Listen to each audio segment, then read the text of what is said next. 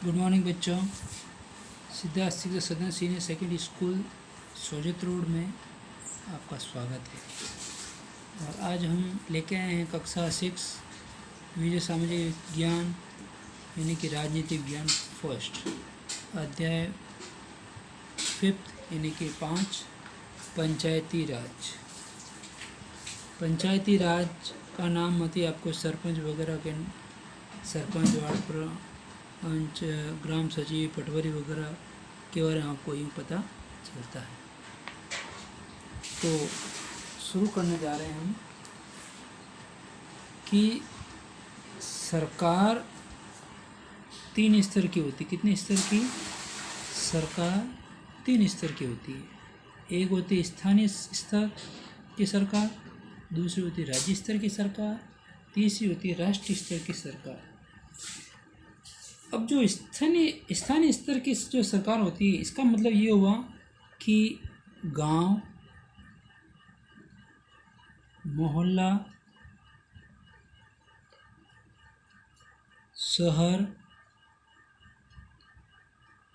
कस्बा इत्यादि की स्थानीय सरकार, जिसमें वार्ड पंच, सरपंच वगैरह ये होते हैं। और राज्य स्तर में एक राज्य होता है। राज्य का मतलब पूरे राज्य को ध्यान में रखना पड़ता है। राजस्थान, हरियाणा, पंजाब, असम वगैरह। और राष्ट्रीय स्तर का मतलब होता है कि पूरे देश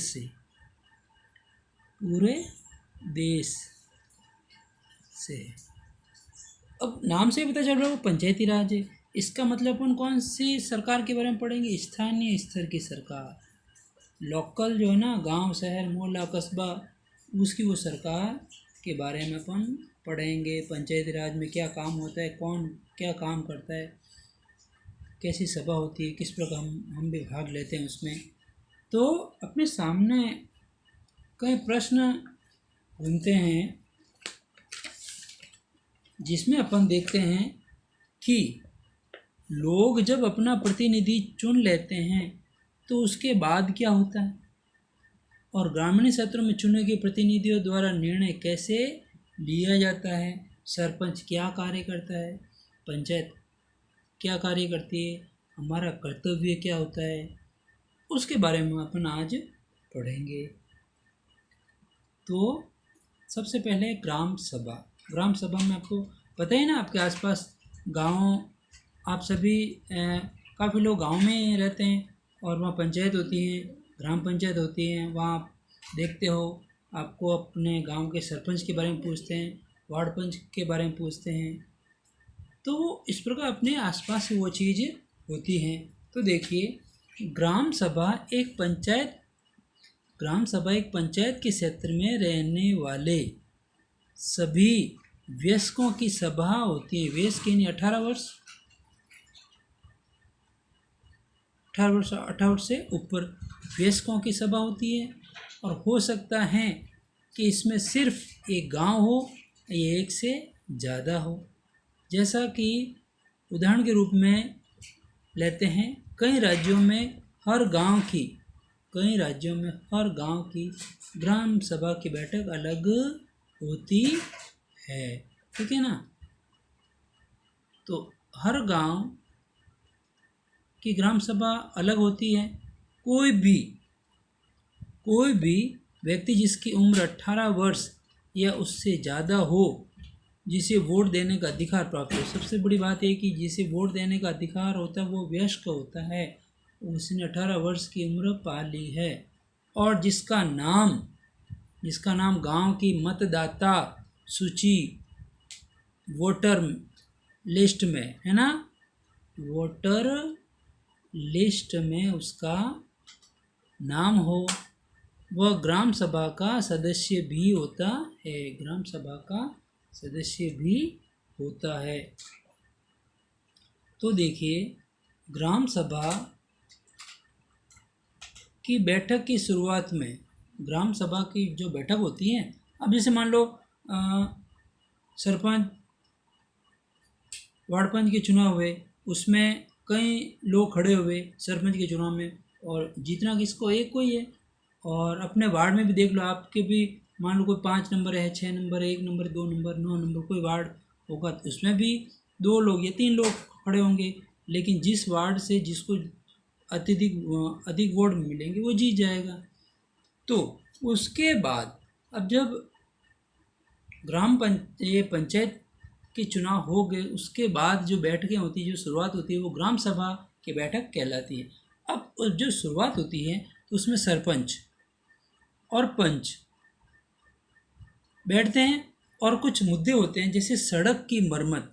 अब जैसे मान लो आप भी देखते हो अपने गांव के बाहर या गांव के आसपास की सड़क टूटी फूटी होती है, तो उसमें क्या करती है कि आप तो कोई ठीक नहीं करवाते हो, आप एक जागरूक के रूप में वहाँ बात कर सकते हो, अपने वार्ड के लोगों को या वार्ड पंच को कह सकते हो, या फिर पंचायत में भी कुछ बात रख सकते हो। ये है तो सड़क की मरम्मत होने वाले खर्च का ब्यौरा दिया जाता है, विवरण दिया जाता है कि ये सड़क गांव को मुख्य सड़क से जोड़ती है।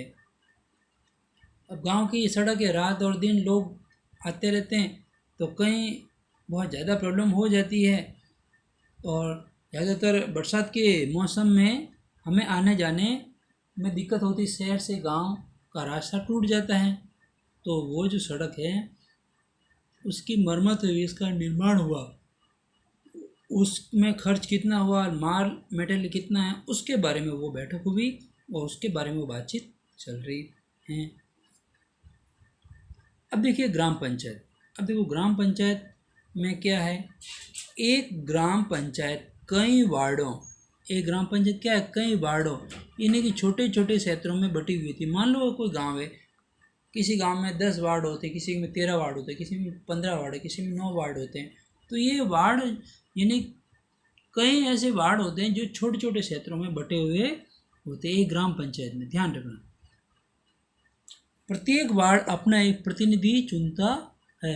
जैसे मान लो आपका कोई वार्ड है 4 नंबर, उसमें से आप सभी ने एक आदमी को खड़ा किया, उसके बाद मतलब अधिकार सबका है कि सभी खड़े हो सकते हैं, 2 4 6, जिसको अधिक वोट मिलेंगे, जिसको अधिक मत मिलेंगे, जिसको वार्ड के लोग चुन के लाएंगे, वही वार्ड पंच होगा, वही आपका प्रतिनिधि होगा। तो प्रत्येक वार्ड अपना एक प्रतिनिधि चुनता है जो वार्ड पंच के नाम से जाना जाता है। किस नाम से? वार्ड पंच के नाम से जाना जाता है। इसके साथ पंचायत क्षेत्र के लोग मिलकर सरपंच को चुनते हैं। अब मान लो कि 9 वार्ड है, 9 वार्ड हुए, अब उसमें से कहते हैं कि अब सरपंच को चुनना है, तो उसमें से भी खड़े होते हैं और फिर उसमें भी जो वार्ड पंच चुने हुए जो वार्ड पंच हैं वो अपना मत किसको देना चाहे उसको दे सकते हैं, वो भी गुप्त मतदान के रूप में। तो उस समय वो सरपंच चुन लिया जाता है। ठीक है, और उसी प्रकार उप सरपंच भी चुन लिया जाता है।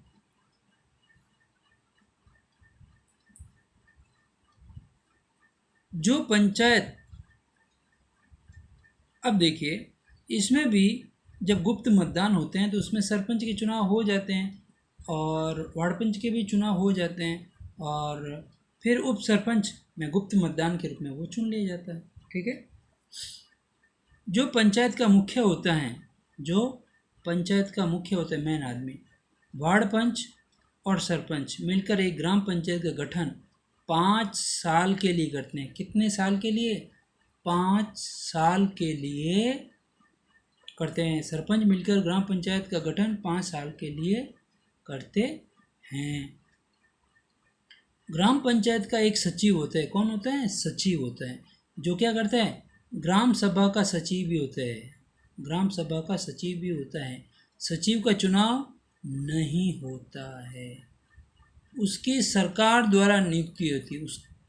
उसकी नियुक्ति जो ज्वाइनिंग होती है वो किसके द्वारा होती है? सरकार के द्वारा।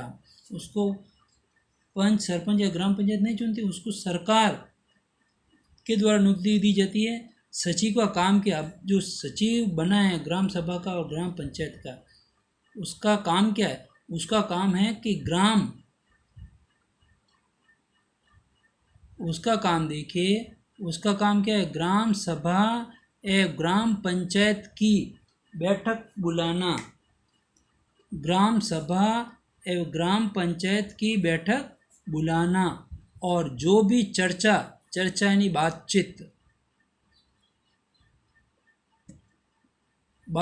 एवं निर्णय हुए उनका रिकॉर्ड रखना, ये सचिव का काम होता है। तो इस प्रकार देखा गया कि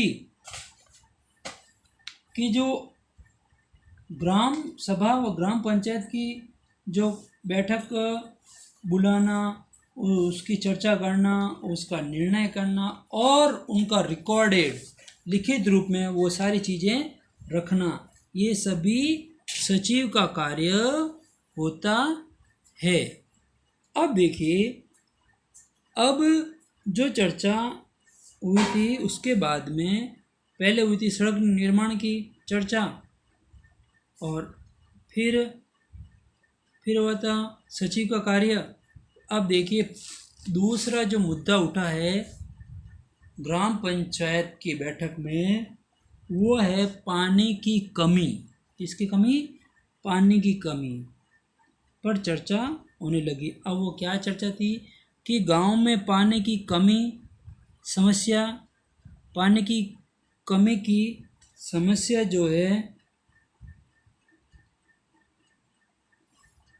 पानी की कमी की जो समस्या है वो बहुत ज़्यादा थी।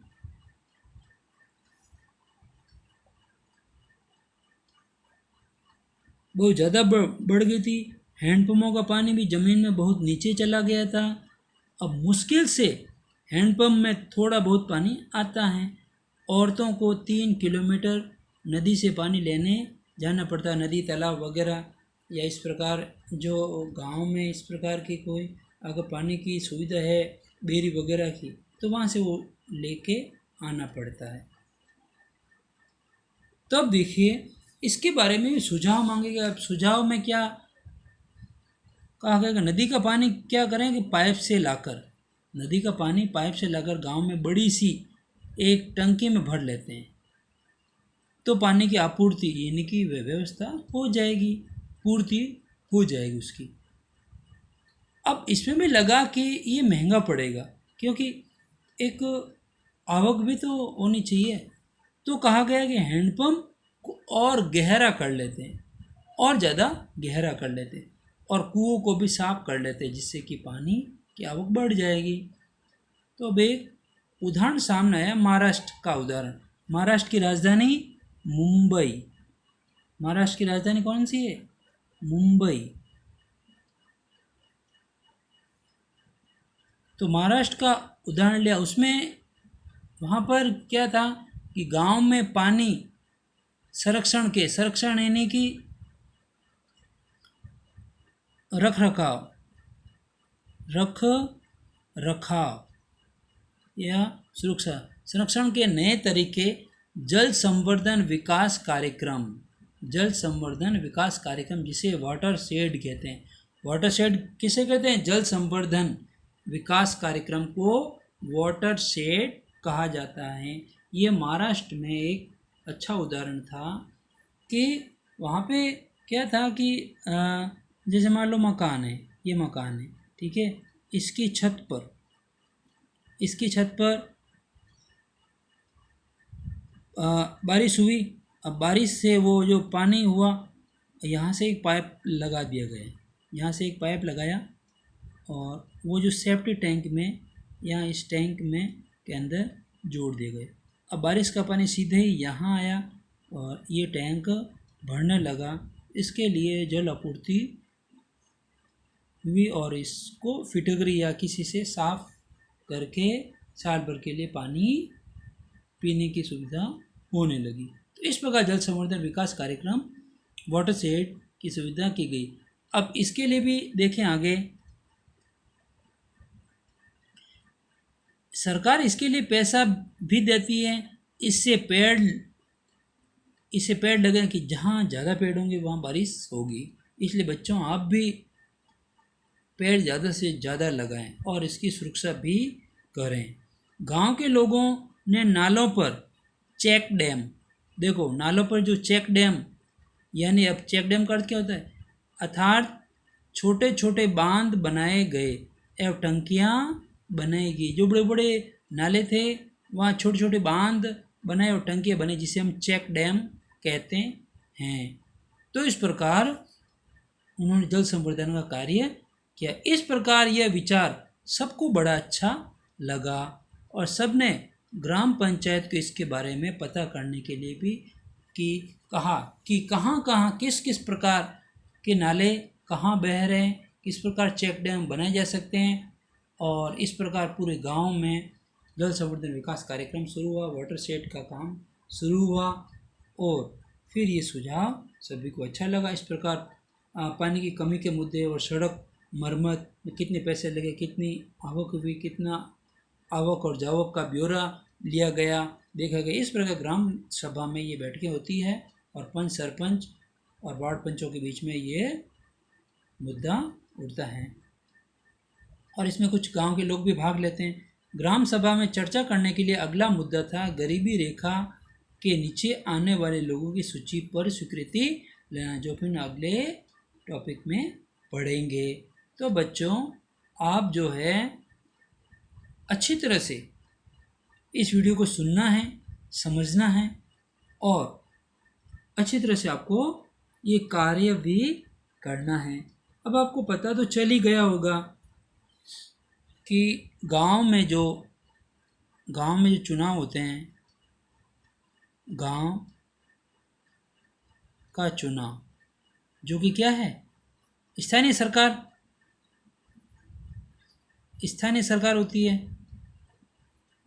इसमें सरपंच व वार्ड पंच का चुनाव कैसे होता है? चुनाव गुप्त मतदान से होता है। और उप